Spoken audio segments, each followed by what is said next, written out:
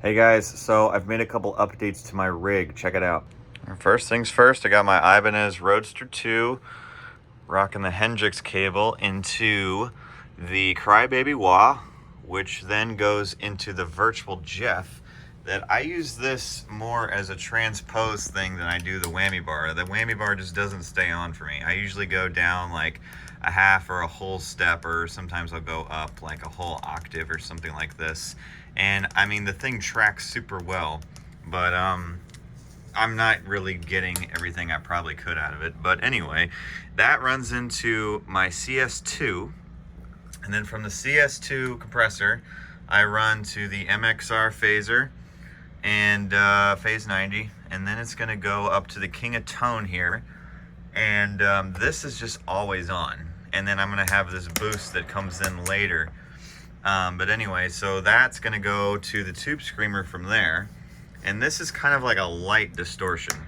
And this is a pretty heavy distortion. So, and then I feel like I could run them both at the same time, and you get some really feedbacky, cool kind of stuff going on. So then from the Tube Screamer, it runs to the DD7. And then the DD7 is going to go to the chorus, the Wazacraft CE2W, and I'm using the vibrato setting. I don't really use the chorus setting so much. I used to, but I don't really do it so much anymore. I don't really need chorus that much anymore. Then I'm running to the flashback delay, and I use this as like more of like effects and stuff, like that kind of a thing.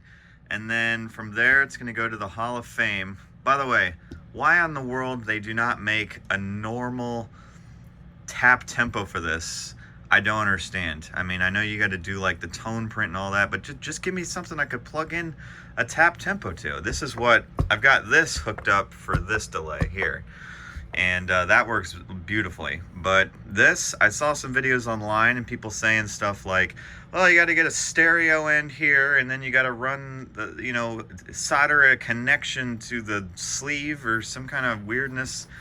You know, maybe I'll do that, but I mean, come on, TC Electronic, just make us a regular old tap tempo like the Boss has. How hard is that? I don't know.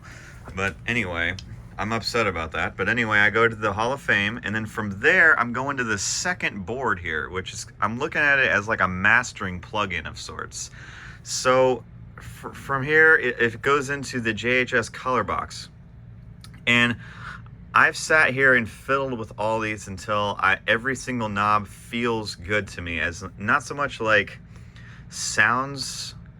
I'm like thinking more of like I just kept turning the knobs until I was playing, and it just felt good, like I could eat it almost, the sound. And I think that's what this thing does beautifully. And now, like when I take it off, it is such a noticeable difference. Like it is a must-have pedal, I gotta say. Then from there, we're doing something pretty wild. We're going into another compressor, and this is where I'm using the Keeley Mini, and I pretty much got them set like this. And I've always thought 2 compressors was overkill.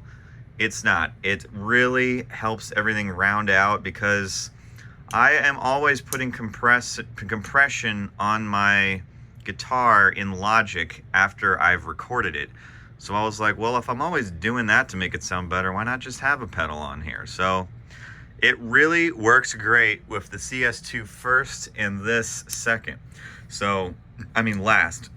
I had it switched around, and I didn't like that, so I flipped it, and then this was the magic way.